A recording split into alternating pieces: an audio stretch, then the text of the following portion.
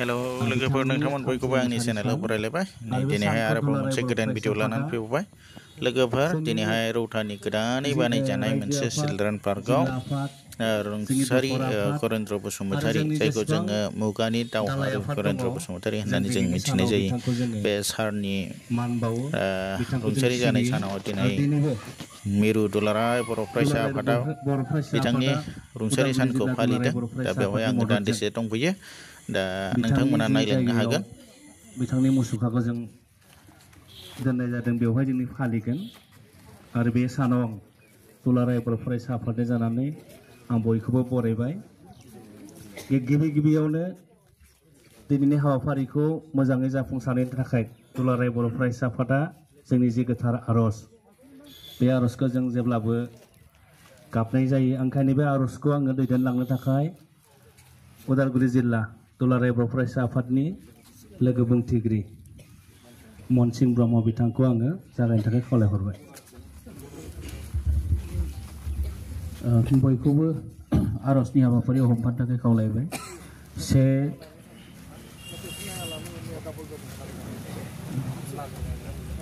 बयखौबो रोजाबफानो थाखाय खावलायबाय 1 2 3 संसाराव गोजोन सुदेम बारा बारलांथों आफा अ बंगसाय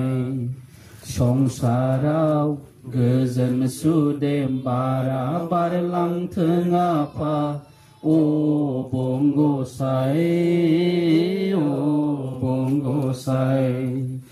अनलायनाय सहायनाय गियानजों दावगानो हाथों आफा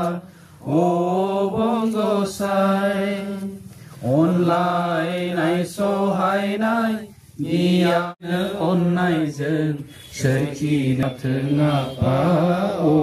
बंगसाय संसाराव गोजोन सुदेम बारा बारलांथों आफा अ बंगसाय संसाराव गोजोन सुदेम बारा बारलांथों आफा अ बंगसाय निदाननि समाव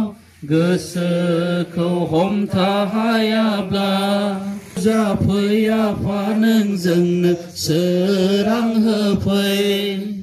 निदाननि समाव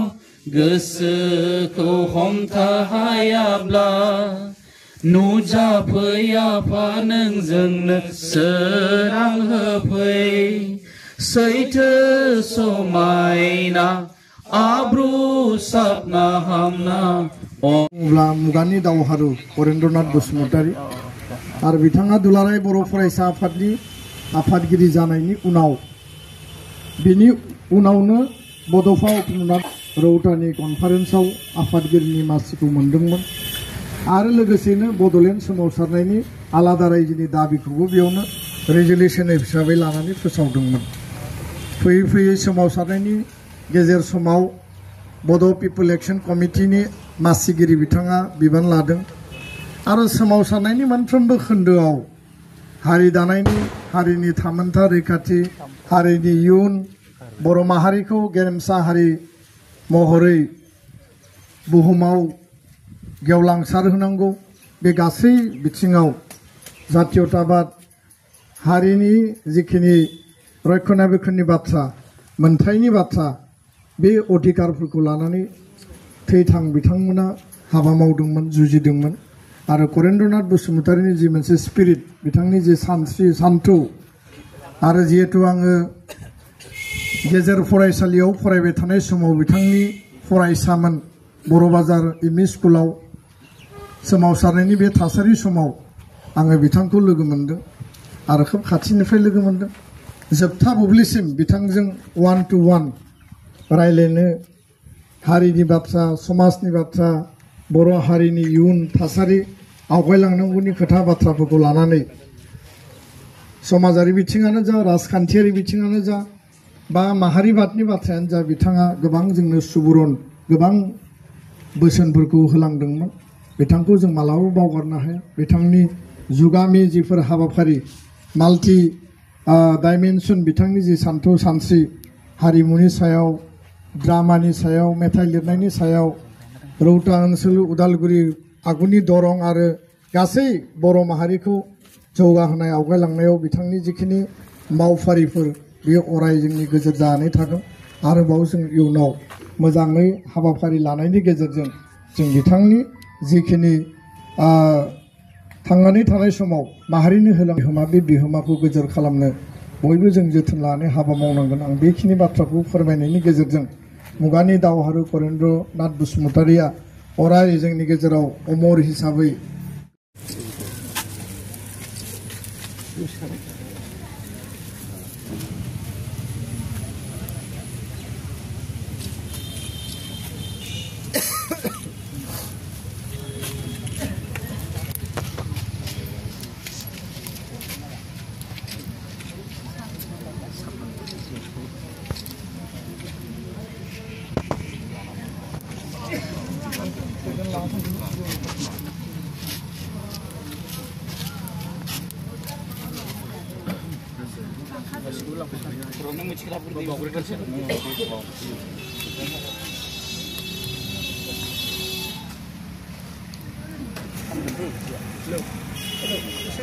They didn't.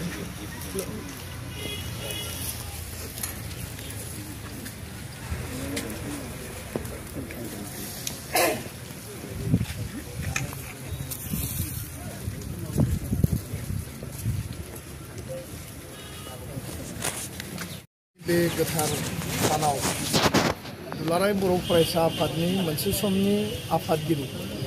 मुगानि दावहारु जायखौ जों बिमुं होदों करेन्द्र नाथ बसुमतारी बड'फानि आलादा रायजो बड'लेण्ड सोमावसारनायनि बड'फाजों आगदा आगसि थानानै गोख्रोङै आलादा रायजो सोरजिनायनि थाखाय सोमावसारनायाव बावसोमग्रा बारसोमग्रा गोख्रों सासे दैदेनगिरि करेन्द्र नाथ बसुमतारीनि दिनै थामथि थैनाय सान आरो बे थैनाय सानाव जों बिथांखौ गोसोखांनानै जोङो श्रद्धांजलि बिबार बावनाय नैबे रौतानि चिल्ड्रेन पार्क जेराव त्रिमुर्ति साथाम गेदेमा सुबुंनि बेयाव मुसुखा दङ करेन्द्र नाथ बसुमतारी महेश्वर बसुमतारी आरो सोरबां सुबुं बिहुराम बर' बिथांमोननि दा बेयाव जोङो दिनै हाबाफारि लादों न'खरनि जोंनि बयनिबो सिबिनां बाजै करेन्द्र नाथ बसुमतारीनि आंगो बिसि साबासि बसुमतारी बिथाङा बिबार बावबाय आरो दुलाराय बर' फरायसा आफादनि जोङो फिरफिला बिरबाय आर'ज मेथाइ जों खनबाय दिनैनि बे गोथार सानाव करेन्द्र नाथ बसुमतारीनि सोरगोआरि जिउमानि आलो गोजोननि थाखाय आफा इसोरनि खाथियाव आं आर'ज गाबदों थारैनो माहारि मोनसेयाव जेला हारिनि अलखद सम फैयो आरो बर' हारिखौ गावनि थामोनथा रैखाथि गावनि अस्तित्व जातीयताबाद जाति सत्तानि मोनसे आदर्शजों बड'फाया जि लामाखौ हान्थिदोंमोन जि दिन्थिदोंमोन जे बर' हारिया सोमावसारनायनि गेजेरजों खौसेयै जोङो गावनि अधिकारखौ मोनफुंनायनि जि लामा करेन्द्र नाथ बसुमतारीया दुलाराय बर' फरायसा आफादनि आफादगिरि महरै बै समाव गोख्रोङै खामानि मावदोंमोन बिनि उनाव बड'फाया एबसुनि आफादगिरिनि बिबान लादोंमोन रौता कनफारेन्सआवनो आरो बे कनफारेन्सआवनो आलादा रायजो बड'लेण्डनि सोमावसारनायनि थाखाय घोषणाबो होदोंमोन बिनि उनाव बड' पिपल एक्सन कमिटिनि मासिगिरि हिसाबै करेन्द्र नाथ बसुमतारीया बिबान लादों सोमावसारनायाव गोख्रोङै बाहागो लादों आरो फैयै फैयै मोनसे समाव बिधान सभानि माजबाद बिधान सभानि आरो पानेरि बिधान सभानि एमएलए महरै बिथाङा खेबथाम एमएलए जादों दा बिथांनि जे मोनसे महान जिखिनि हाबा मावनाय बिथाङा थुनलाइ बिथिङाव हारिमुनि बिथिङाव ड्रामानि बिथिङाव समाज आरो ओनसोल माहारि जौगानायनि बिथिङाव जथेस्थ' बिहोमा होदों आरो जोबोद गोख्रों गोसोनि दाद गोसोनि सासे व्यक्तित्वनि सुबुंमोन आं बेखायनो दिनैनि बे समाव जोंनि इयुन जोलैखौ जोंनि आथिखालनि एबसुनि मावथि बिबानगिरि आरो फरायसा फरायसुलिखौ खावलायो जे बर' माहारियाव करेन्द्र नाथ बसुमतारी बायदि बा बड'फा उपेन्द्रनाथ ब्रह्म बायदि आरोबाव जोंनो गोबां बेबायदि व्यक्तित्वनि बेबायदि पार्सनेलिटिनि माहारिनि माने सार्थखौ नोजोर बोनानै हारिया फार्स्ट आरो हारिनि थाखाय जों जेब्लाबो गावखौ बावसोमनानै हाबा मावलांगोन बे सान्थौ सानस्रिखौ लानानै जों बयबो आवगायनांगौ आरो करेन्द्रनाथ बसुमतारिया होलांनाय जिखिनि कन्ट्रिबिउसन बिहोमा दङ दुलाराय बर' फरायसा आफादा जों आखरे आखरे पालन खालामनानै मावफुंनायनि गेजेरजों बर' हारिखौ गोजौ आथालाव जौगा हारि बा माहारिबादनि आदर्शखौ लानानै जोङो गेरेमसा बर' माहारि जानायनि हाबाफारिखौ मावलांगोन आं बेखिनिखौनो दिनैनि बे करेन्द्रनाथ बसुमतारिनि थैनाय सानाव फिन जोङो गोसोखांफिननानै समायखिरा लानानै आवगायलांनो थाखाय आं फोरमायबाय गोजोन्थों।